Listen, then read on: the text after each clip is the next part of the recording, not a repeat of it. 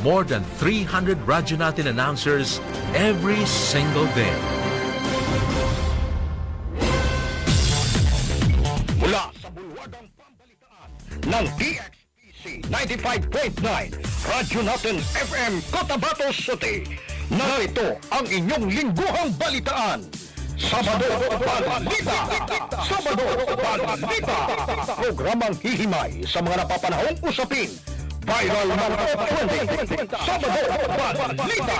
Para sa mga isyong bibigyan ng patas na opinyon at kuro-kuro, balansyadong komentaryo. Kasama ang inyong RN Broadcaster, ang Verson Umpa. Sabado Balita! Pakinggan ang palatuntunang Sabado Balita with Anderson Umpa. Balitang may dating, mapa-viral, mana-trending. Sabado Balita!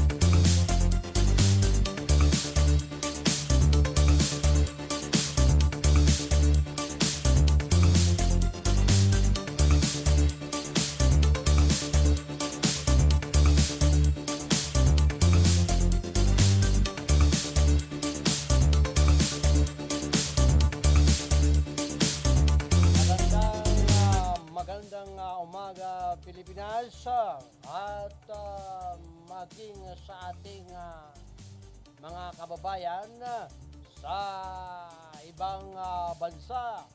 Magandang umaga po sa inyong lahat at tayo po ay magkakasama-sama sa loob ng isang oras mula alas 10 ng umaga hanggang alas 11 ng tanghali.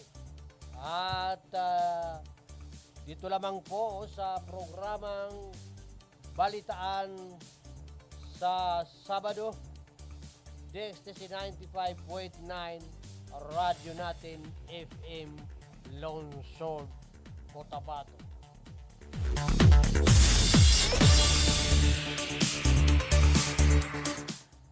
Tama po ang ating mga orasan. Lampas na po ng 14 na minuto ng alas 10 ng umaga. At sa akala ng ating butihing station manager Atty. Rudy Pai Mangulamansa at ang ating visitor license admin Juari. At of course, ang ating visitor license news writer Miss Carolina Balsa. Ako naman po ang inyong host, Anderson Ompa.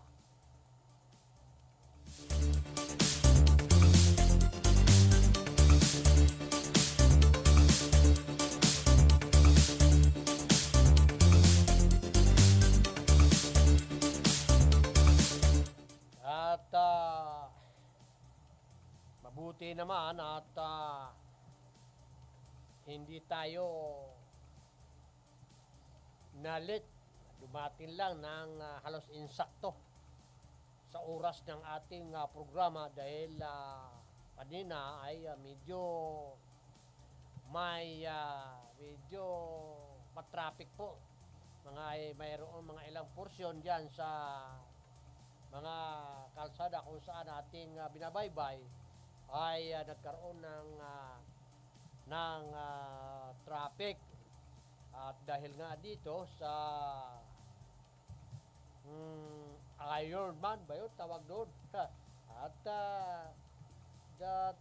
yan yung mga riders na mga magagaling magmotor.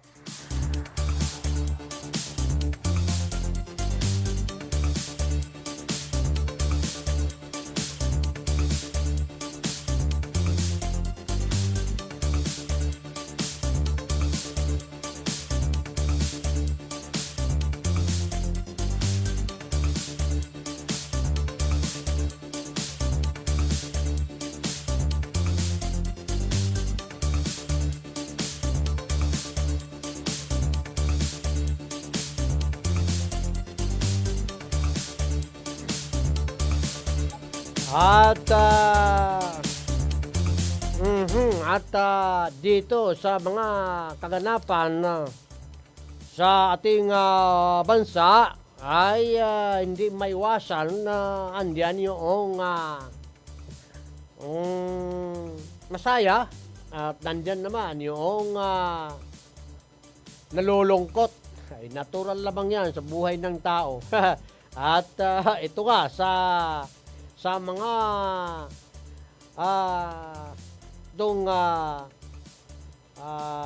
impeachments dapat kay Vice President Sara Duterte ay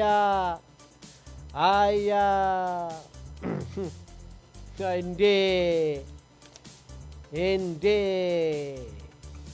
natuloy. Dahil of course ang ating kataas-taasang hukuman ay nagpahayag na unconstitutional.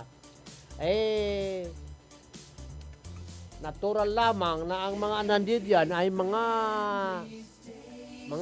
matitindi at matitinong abogado, ay napakahirap naman kung pati ba naman ang kanilang ahensya ay mawalaan ng tiwala ang taong bayan. Kaya't marapat lamang na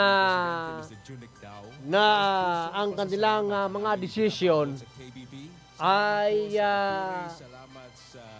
naayon sa batas at hindi sumusunod sa kagustuhan ng ilang mga salaulang politisyan. Tababa yan, salaulang politisyan. Ay, nako. Sa Luzon, Visayas at Mindanao at nasa labas din po ng ating bansa. Maraming salamat po. At yun nga, inakusahan ni Vice President Sara Duterte ang ilang miyembro ng House of Representatives ng pag-abuso sa proseso ng impeachment matapos sa panindigan ng Supreme Court ang desisyon nitong deklara bilang unconstitutional ang reklamo laban sa kanya.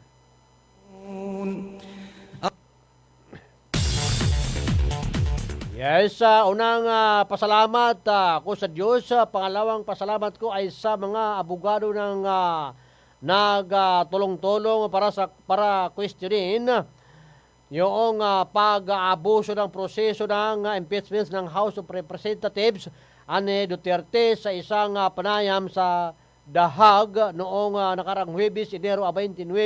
At pangatlo, aniya ay yung pasasalamat ko sa lahat ng kababayan na patuloy na naniwala at nagtitiwala sa akin. Ayon sa desisyon ng Korte Suprema, null at void ang hakbang ng House noong Pebrero 2025 na tanggalin siya sa pwesto na sinasabing nagpapatunay ng kaniyang legal team na close na ang usapin. Anya rin, hindi niya tinalakay ang impeachment sa kaniyang ama, ang dating Pangulong Rodrigo Duterte, habang nasa detensyon at mas mainam anya na tutukan ang mga bagay na may kaugnayan sa kanilang buhay at sa bayan. Binayuhan din ni Vice President Sara Duterte ang mga taga-suporta na ipagdiwang ang kaniyang tagumpay ng responsible.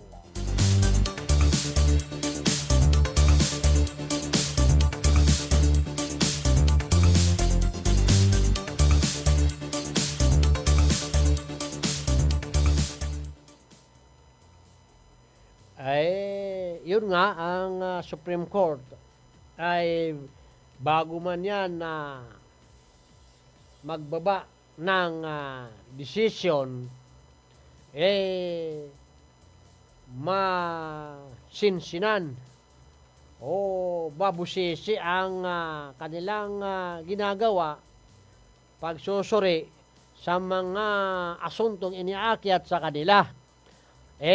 Katulad nga nitong impeachments laban kay Vice President Sara Duterte, ito naman ay sa aking pananaw, siguro kahit na high school graduate, hindi ang ano ba ito, dahilan ay yung sinasabing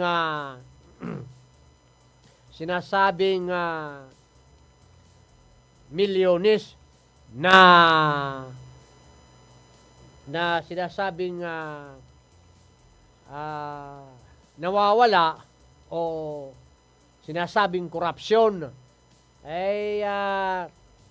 Yun nga lang, hindi natin maiwasan ang ating mga mamamayan na hindi rin kumbinsi sa sinampang investment sa kanya dahil sa kabila nito ay mayroong mga positibong bilyon-bilyon na may kinalaman sa korupsyon ng ating mga politician na sangkot dito nga sa korupsyon. Bakit sila ay malayapang nakakagala? Ang pinupuntirya ay itong si Vice Presidente Sara Duterte, ang tanggapan ng ombudsman ay maliwanag ba ang kanilang pahayag na wala ito. Kumbaga, clear na nga sa ombudsman, ginigiit mo pang ang iyong impeachments, ay natural lang. Pag inakyat mo yan sa Supreme Court, hindi naman ganong, hindi naman kasintahan yun ang mga nakaupuron para panigan ang inyong mga pamumulitika. Mario Sepo, maglingkod naman kayo sa bayan para naman kahit papaano ay may matuwa sa inyo.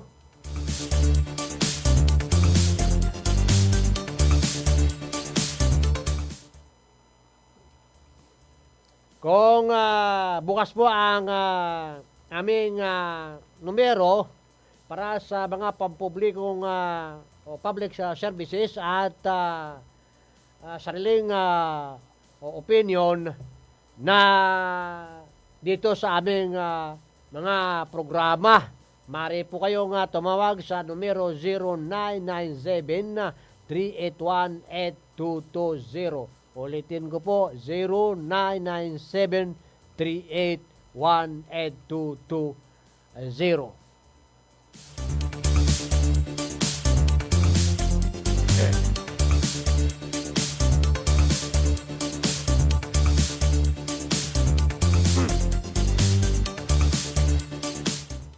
Twenty-five minutes after 10 o'clock in the morning. At ito kasing mga pagyayari sa ating kapaligiran ay ang nakikita kong pinakadahilan dito ay ang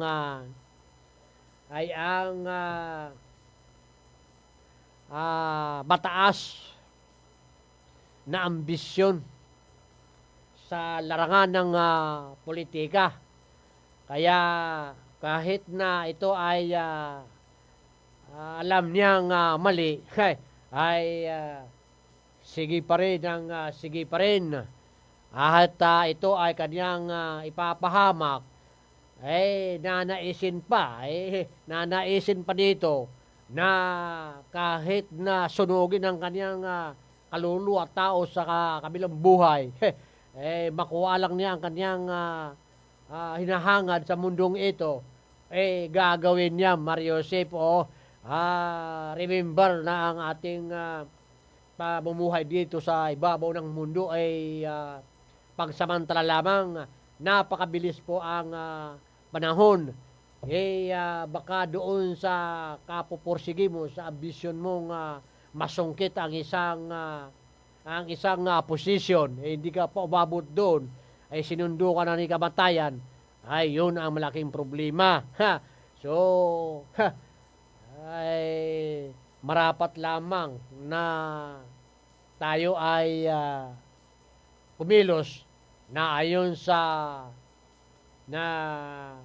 batas at hindi sa ating kagustuhan.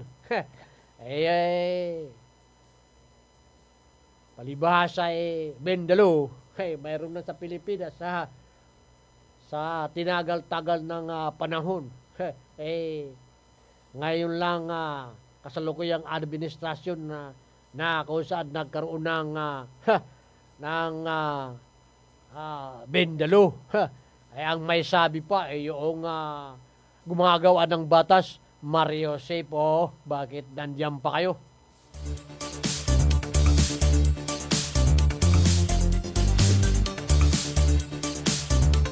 Natukoy na ng mga pamilya ang 11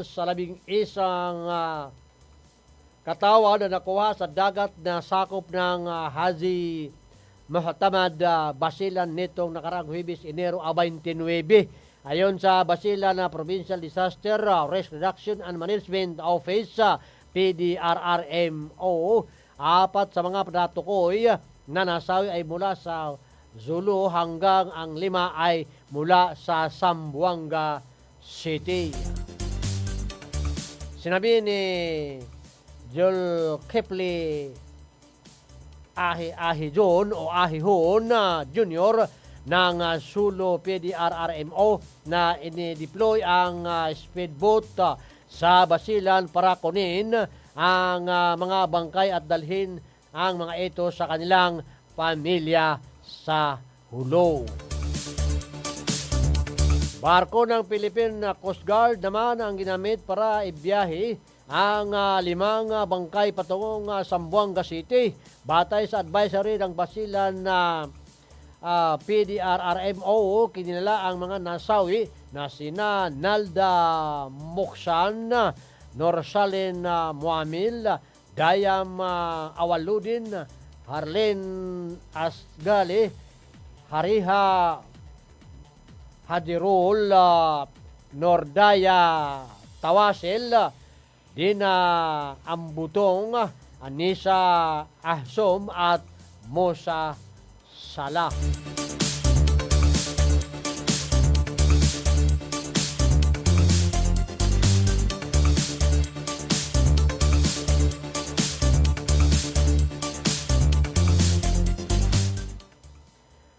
Sa mga ganitong sitwasyon, natural lamang na pag may mga sakunang nangyaring kahalintulad nito, ay ang unang-unang sisisihin ay ang mga otoridad na ang kanilang responsibilidad ay ang mga barkong naglalayag na kung ito ba ay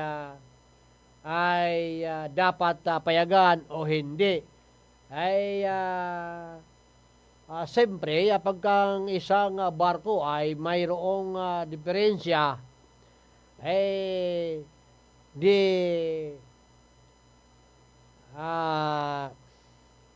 natural lamang na may pagkakadelikado ito may problema nga kaya ang ating marina, ang ating mga otoridad na siyang may responsibilidad dito sa mga barkong naglalayag, dapat ay sila ay mabusisi na busisiin itong mga barko bago makapaglayag dahil alalahanin po natin na buhay ng tao ang nakasalalay.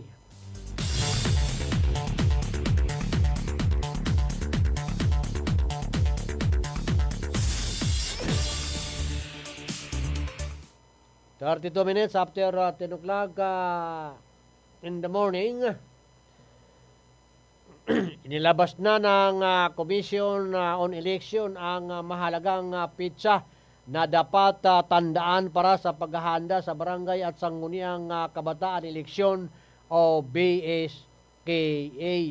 Kabilang dito ang kumpletong calendar of activities, kabilang ang patakaran at pinagbabawal na gawain para sa kampanya at panahon ng halalan.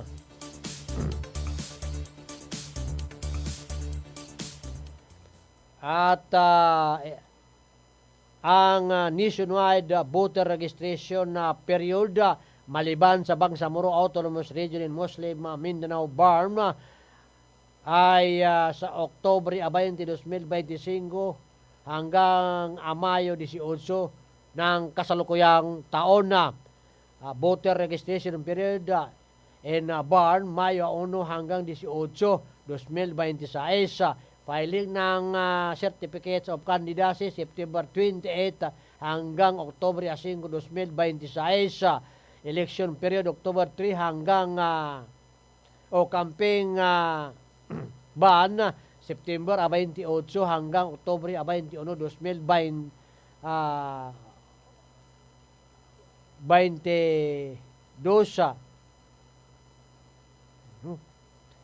At ang camping period ay sa Oktubre 22 hanggang 21, 2026. At ang bisperas ng eleksyon din, Nobyembre 1, 2026. Bisperas ng eleksyon din ay Nobyembre 1, 2026. Election Day, November 2, 2026. Huling araw ng paghahain ng Statement of Contribution and Expenditures ay sa Disyembre 2, 2026. Ang camping period ay mula Oktubre 2 hanggang 31 ng kasalukuyang taon.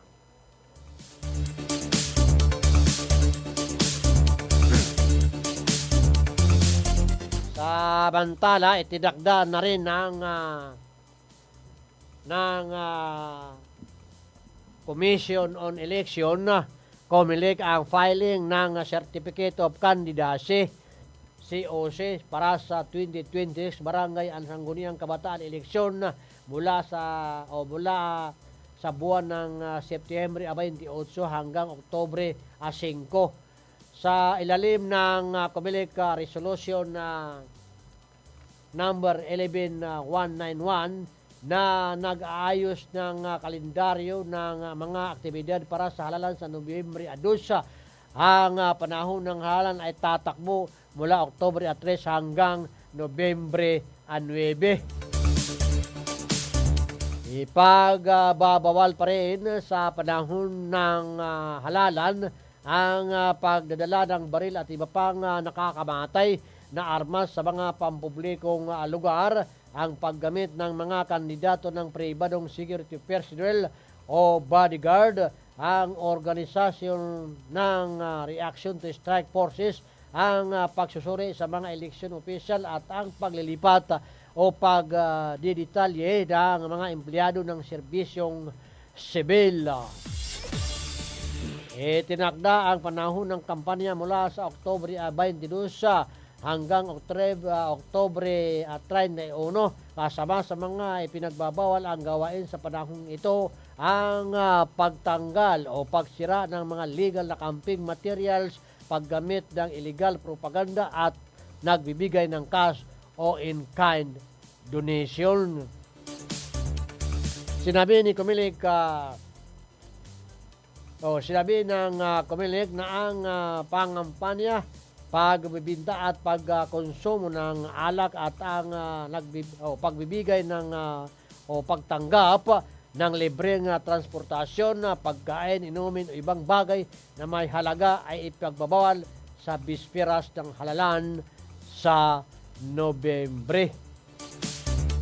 Ang deadline para sa paghahain ng Statement of Contribution and Expenditure ay sa Disyembre 2. Itinakda ng Republic Act 12232 ang BSKE sa unang Lunes ng Nobyembre 2025.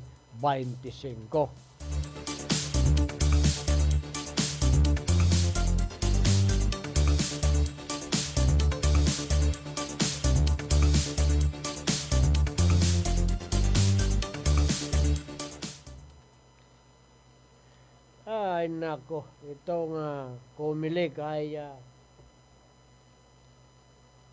walang permanenteng pabago-bago. Ang mga itinakda araw ng halalan pagka dapat pag nandyan na ang batas, kahit anong mangyari, bakit mo babaguhin? Wala namang gira. Unless na puputukan. Kung ganyan, dahil lamang sa kawan-wan ng rason, hindi kasya ang oras, maubos ang oras sa Mario Josep. Alam na ninyo kung ano yung skill, kaya ang lubos na nakakaalam, bakit hindi pa niyo ginawa? Tapos sasabihin niyo, ganito, Mario Josep, magbago na kayo!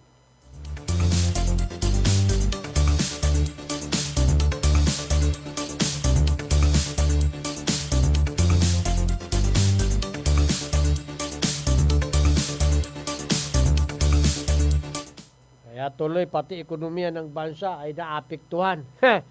At maaari sanang mas lumago pa ang ekonomiya ng Pilipinas noong nakaraang taon kung hindi napalitan ang gobyerno na itigil ang public infrastructure spending dahil sa pagputok ng flood control projects controversy.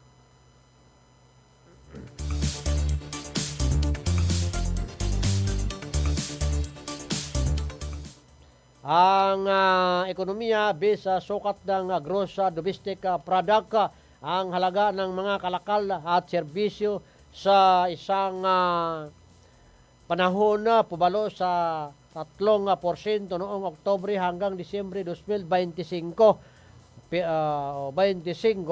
period mas babagal kaysa downwardly revised sa 3.9% growth rate na nakita sa third quarter ng huli. Ang fourth quarter 2025 economic performance ang nagdala sa full year 2025 GDP growth rate sa 4.4%, bumaba sa target na 5.5% hanggang 6.5% ng administrasyon.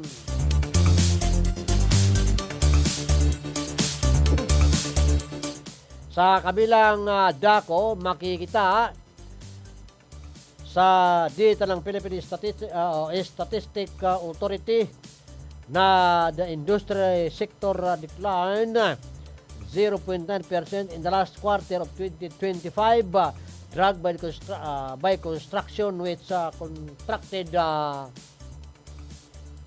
by 7.1% on the back of its staggering 41.9 drop of general government capital formation and construction in October-December 2025 period.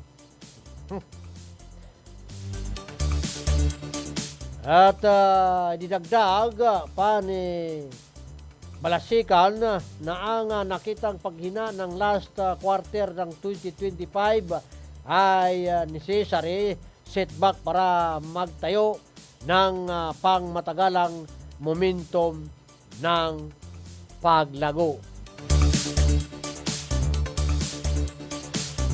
Sana kung paglago, kung maglago, Mario Sepo.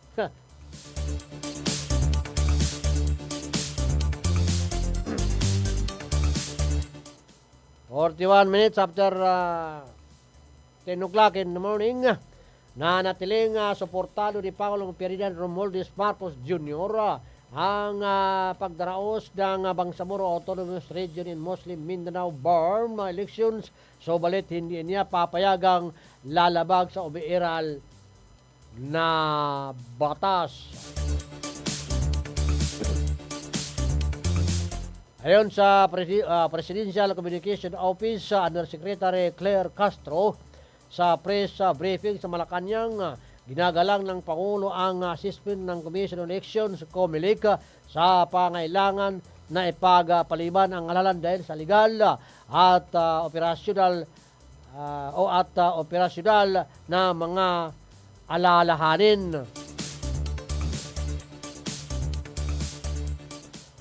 Nagpakita po kasi ng COMELEC kung ano ang maaring naging dahilan kung bakit kailangan ma-postpone operational issues and legal issues, sabi ni Castro. Idinagdag niya na tinukoy ng COMELEC ang kakulangan sa oras ng paghahanda at mga nakabibing dokumento na dapat makumpleto bago ang halalan. Binigyan din ni Castro na habang matibay ang suporta ng Pangulo na idaos ang halalan, prioridad pa rin ng pagsunod sa batas. Gustong-gusto po talaga ng Pangulo na matuloy ang eleksyon, pero kung may time constraints at hindi ito maipapatupad dahil makakalabag sa batas, hindi naman po nanaisin ng Pangulo na ituloy ang eleksyon. Dagdag pa nito. Inaprubahan ng COMELEC in bank ang pagpapaliban matapos irekomenda ng Executive Director Law and Department at Bangsamoro Study Group na hindi maisasagawa ang halam sa buwan ng Marso 30, 2026. Ang bagong batas na redistricting na inilagdaan ni Bangsamoro Interim Chief Minister Abdurauf Makakuha ay hindi maaring ipatupad sa loob ng pinagbabawal na 120 days na period ayon sa election law. Kaya kinakailangan ng Kongreso na magpasa ng batas para tukuyin ang bagong pitsa ng halalan na natiring ipinatupad ang provision ng election period kabilang ang gun ban kasunod ng pagpapaliban noong Oktubre ng nakaraang taon na. Inutos din ng Korte Suprema ang pagpapaliban ng halalan dahil sa pagka-unconstitutional ng dalawang districting laws, Baas 58 at 77.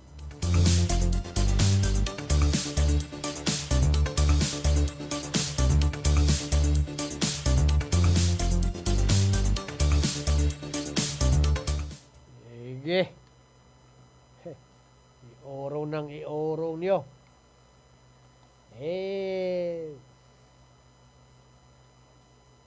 Kani-kaniyang diskarte yan eh. Pagka pabor sa akin, go. Pag hindi pabor sa akin, teka muna. Seryosi po.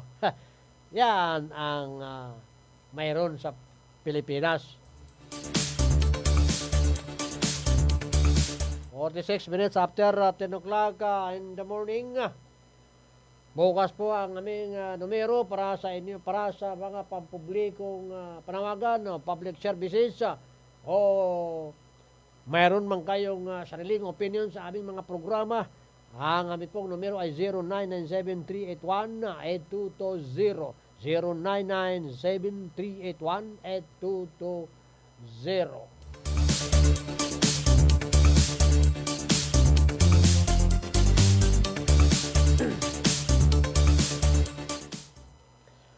Opisyal nang inideklara ang bayan ng Omar sa Sulu bilang gun-free area at peace center community matapos pagtibay ng Sangguniang Bayan ang isang resolusyon bilang bahagi ng pinaigting na advokasya sa kapayapaan at kaayusan. Pinuri ng Army 11 Infantry Division ang hakbang na ito na binasa ni Vice Mayor Judin Nur Pantasan sa isang seremonya nitong Huwebes ay Enero 29 sa covered court ng barangay Lahing. Pinagtitibay ng resolusyon ang matibay na panindigan ng bayan ng Omar sa kaligtasan ng publiko at pang-matagalang kapayapaan ayon sa 11 Infantry Division. Nagpasalamat naman si Mayor Abdul Baki Adjibon sa mga barangay official at security forces sa kanilang pagkakaisa at suporta at iginiit na mahalaga ang tuloy-tuloy na dialogo at kooperasyon upang mapanatili ang deklarasyon na ayon kay Brigadier General Alare Cabilino de los Santos, commander ng 102nd Infantry Brigade.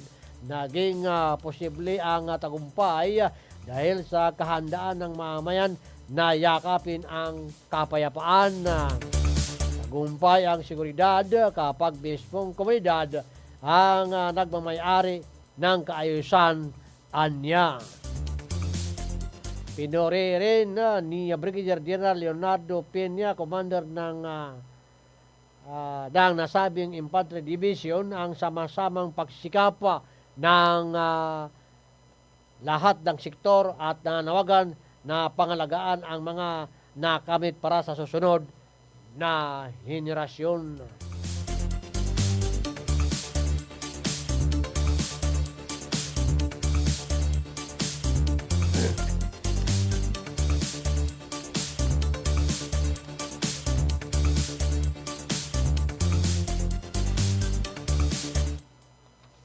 Pag sinabing peace ay napakaganda po yan. Kahit po sa pag-individual, makasalubong mo lang yung kasama mo, binati mo ng peace, bibidyo, kakaiba ang iyong nararamdaman at ibabalik din sa iyo ang iyong sinabi. So, speaking of peace, napakaganda po yan. Yan ay isa sa pinakamahalaga sa pamumuhay ng tao sa daigdig na ito. Ang tanong ay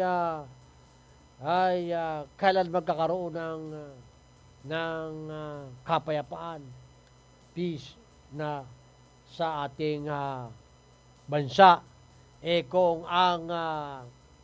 Kung ang ilan sa ating mga kababayan ayaw ng peace. Gusto love, Mario Joseph, pagmamahal sa kapangyarihan. Hindi bale tamaan ng basoka. Basta asokal, Mario Joseph, magbago na tayo.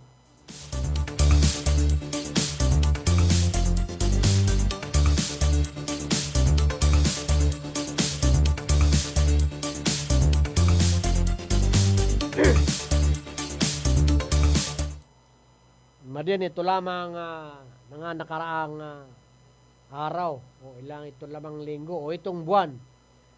Kasalukuyang buwan, unang buwan ng 2026, taong 2026 ay sunod-sunod ang mga pangyayari. Parang lumalabas na may panahon din ang mga pangyayaring di kanais-nais.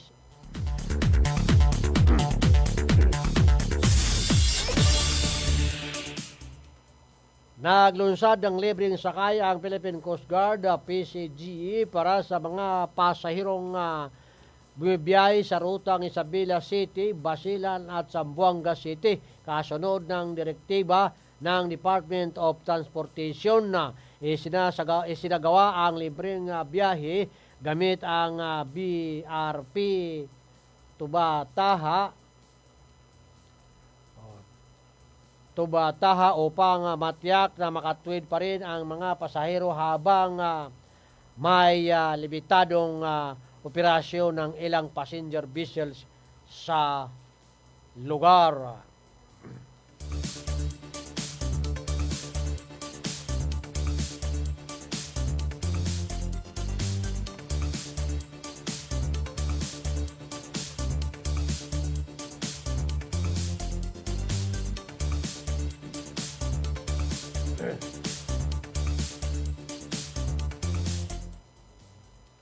Prioridad sa programa ang mga senior citizens, person with disabilities, buntis at mga bata habang pinapayuhan ang mga pasahero na magdala ng valid ID para sa verifikasyon.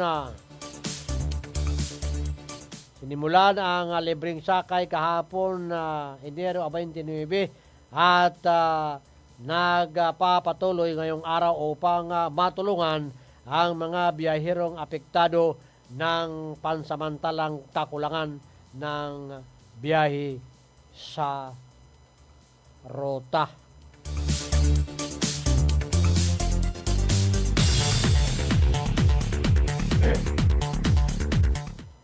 Hindi po maiwasan ang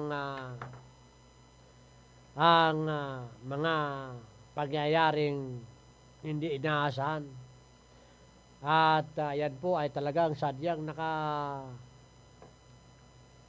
tadhana na po yan. At yan ay kung mangyayari, nanaisin ng kung may kapal na mangyayari, ay mangyayari po nga. At ganun din, the same manner, ay kahit gaano ka, kahit na lahat ng demonyo sa iyong kapaligiran ay pinakiusapan mo pa na gawin, tulungan ka sa iyong mga hakbanging kahit na alam mong ito ay lumalabag sa batas ng pamahalaan o batas ng tagapaglikha, ay sige ka pa rin ng sige pa rin. At isa lamang po ang may kapangyarihan na siyang makakagawa sa lahat ng ating nanaisin. Kung hindi po na itong papahintulot, sabi ko nga kahit lahat ng demonyo ay pakiusapan mo, hindi po tayo magtatagumpay. Kaya't marapat lang po na kahit sa larangan ng politika, kung talagang yan ay para sa'yo, ay at ginagawa mo naman, ay wala pong makakahadlang. Yan po ang realidad. At yan po naman ay nakikita naman po natin na mayroon sa ating mga kababayan na napakataas ang bisyon sa larangan ng politika at gusto pa nitong maging pangulo ng bansa, at lahat ay gagawin, pati tuloy kaban ng bayan ay pinapakialaman sa kawalanghyan, hindi pa rin nagtatagumpay. Bagkus ito po ay tuwirang makakasama sa kanyang pagkatao at sa paningin ng tao at higit sa lahat sa paningin ng nag-iisang tagapaglikha. At yan po, ganun po kasimple yun. Kaya walang dahilan po na tayo ay gumamit ng karahasan o anumang bagay na hindi naayon sa batas o hindi katanggap-tanggap sa mata ng tao at sa bata ng tagapaglikha. Tulad nga ng sabi ko, kahit lahat ng demonyo, itawagin mo, wala pong mangyayari. Pag ninais po ng ating tagapaglikha na mapa sa atin ang isang bagay, wala pong makakapigil. At yun nga, at talagang sadyang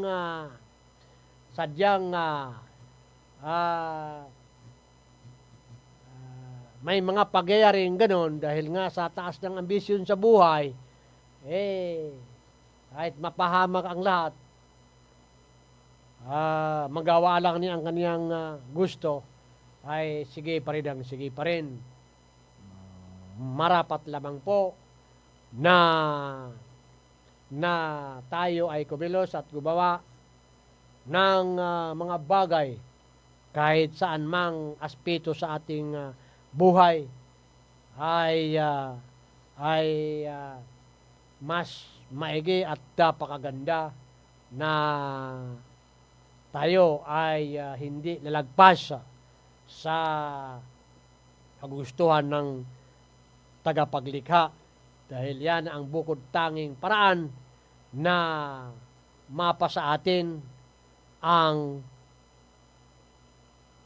kapayapaan sa mundong ito hanggang sa kabilang buhay. At tapos na po at 2 minuto na lamang ang natitira sa ating ang natitirang oras sa ating programa na pinamagatang balitaan sa Sabado mula alas 10 ng umaga hanggang alas 11 ng umaga. Dito lamang po sa DXTC dito lang po sa DXTC 95.9 radyo natin Lungsod Cotabato. Muli at sa ngalan ng ating station na manager Attorney Rojipay Imangulamas at of course ang ating admin Juare at ang ating news writer Miss Carolina Basa at ako naman po ang inyong host Anderson Ompa. Maraming salamat sa inyong pagsubaybay at panonood. Dalangin ko sa poong may kapal, nawa tayo ay laging nasa tuwid na tinatahak at laging nasa tuwid ang ating pamumuhay at maging kasiyasya ang ating mga gawain sa paningin ng nag-iisang tagapaglikha. Diyan na kayo at dito na ako. Mabuhay po tayong lahat.